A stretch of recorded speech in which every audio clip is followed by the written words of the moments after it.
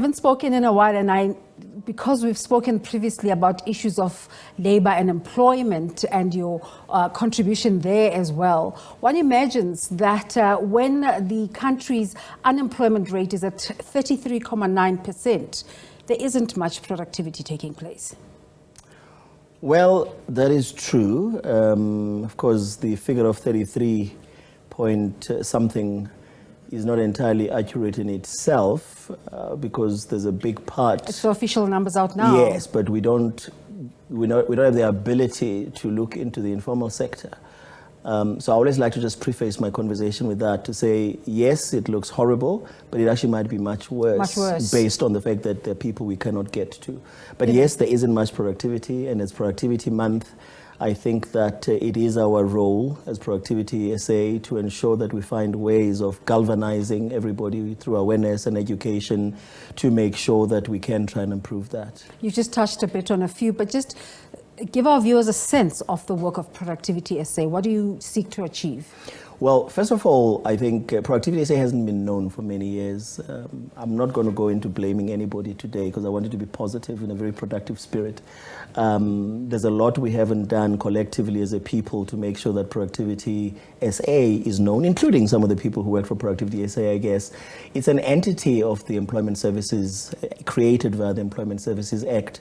It's designed to contribute to the creation of jobs, to contribute to the retention of jobs, to contribute to competitiveness, which you may be aware has a global competitiveness index that is, Productivity SA is the local partner. It even centers on the national brand. Precisely. And so globally, we connect as well to the Institute for Management Development in Lausanne to look at, other countries comparatively. And I think to set the tone for how low our productivity is and our competitiveness is, I guess I need to mention to you that about 12 years ago, we were number 44 out of 62 listed countries. Last year, we were number 62 out of 63 countries. This year, we are, I think, number 60 out of 63. But we're not even certain that's true because Russia and Ukraine were not counted because they're at war. So maybe we're not even that. So it's not good. It's not good. That's a really scary scenario. Yeah. So just in terms of your efforts, what activations are you putting out there to help with some sort of improvement in economic activity? So the efforts, Desiree, have been an ongoing evolution mixed with a little bit of revolutionary acts on part of my team. There's some things we've done where some people in the country don't like us much, but we're quite happy not to be liked for the right reason. So it's taken a long time. To a point where now I would say to you, when we had our annual general meeting about 3-4 weeks ago, it was the first time that we had an oversubscribed annual general meeting. Oh, wow. Yes. Annual general meetings by themselves are not known for being well attended, irrespective as to what they are for. But for us to actually have one oversubscribed is a good sign that we're going in the right direction. Secondly, now for this month, the team is working on awareness campaigns, education. We've got events. For example, yesterday there was a staff launch for Productivity Month. On the 7th of October, there is a partnered webinar with CEDA. On the 11th, there's another event with the KZN people. And on the 21st, we've got the Productivity Awards, which I hope you'll attend. I hope so too, but let's speak to the South African watching now. Yes. And wondering what involvement is required of them to put some impetus into the productivity of the country, because it's an intersectional conversation. You're talking about economists, you're talking about entrepreneurs, you're talking about employment. It's just so many conversations in one pot. So this is where I think when you have a short interview like this, it becomes tricky because productivity is you need to simplify it. It's not an easy discussion, something to simplify, but it's important. It needs to make sense. It's important because the person you are talking to now or talking about needs to hear us. So I think the first thing we need to understand is that productivity should be at the center of everything we do. It shouldn't be somebody's job. It shouldn't be something that belongs to the Department of Employment and Labor or that belongs to the economic cluster, for example. So one could argue, if you put it in that sense, one could say that's Stats SA work. No, it cannot how be. How do you discern? The way you discern is that productivity in itself talks to improvement, talks to effectiveness, talks to efficiency, talks to competitiveness, talks to growth, talks to economic sustainability, talks to the sustainability of entities, of enterprises, talks to trade unions, for example, and governments are board members of Productivity SA. It's a tripartite board. So again, how does the viewer watching interpret this message? The way they interpret the message is that we all need to do more with as little as what we have.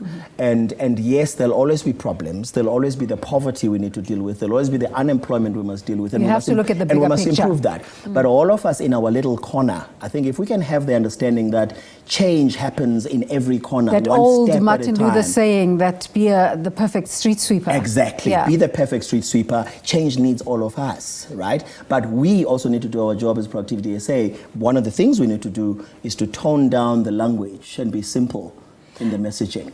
And again, a South African watching now might say, you're asking a lot of us. We under pressure, we don't have energy. Today we're reporting about shortages of water. Yes. How does one even start to think about adding value in professional spaces? Yeah. Well, Desiree, I'm going to maybe deal with the elephant in the room.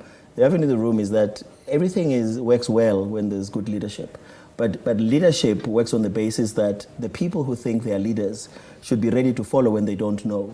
You see, there's a lot of people who don't know, who as Productivity SA, these are the people we're galvanizing, because as much as we are talking to the person who's watching right now, there is no enablement of anything on the ground infrastructurally in terms of policy coordination, in terms of making an alignment of policy, that when we talk about these things, somebody is busy putting them together. So the reconfiguration that's happening right now of the Department of Employment and Labor is probably what should have happened 10 years ago, but we're happy it's finally happening because it's going to change all of that for us. For the first time as Productivity SA, we're going to be able to be responsible for public employment services.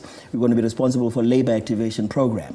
We're going to be responsible for the TERS, the Temporary Employer-Employee Relief Scheme. We're going to be responsible for policy direction. So all of a sudden, for the first time, after punting and lobbying and throwing stones on the windows, some people out there listened, or maybe they decided, oh, we don't know what to do with it, we'll just dump it to them. We are happy to receive it. So these award recipients that you're talking about, how do you source them out? How do you recognize that they're adding to the message of a quality production in South Africa? This will be for the awards now. Yeah. Okay, for the awards on the 21st, it's a different program of Productivity SA. It works under the Workplace Challenge program. So my team is partnered with the DTIC, who sit on the board as well at Productivity SA, and we've been running it, I think, for over 24 years. I think it's going to make 25 years next year, where we actually physically go into workplaces. We run on interventionist programs to make people understand, educate them, make sure that teamwork is enhanced, make sure that we work on tools like the Kaizen, for example, which is continuous improvement, make people understand that it's a partnership. It's not a situation where the one guy, the employer, has to do it on his own. You as the employee must work with the employer for shared gains at the end of the day. I'm told I've got to wrap up. Just in terms of interaction with your processes and your activations this month, how can our viewers do that? What they do is they follow us at Productivity SA on Twitter, they follow us on LinkedIn, those who are on those programs, but also I think the team is alive to the fact that what we are doing here is to try and engage and make sure they get in touch with our office if there's anything they want to know about an event, like the events I was mentioning on the 7th, here, the event on the 11th in KZN, the Productivity Awards, and so on. Prof, thank you so much for making the time to come through. Thank Professor you. Mthunzi Mdwaba is the chairperson of Productivity SA. He did say it's a bit of a complex conversation, not enough. 7 minutes is not enough to cover it all. But thank you so much nonetheless. Thank you very much.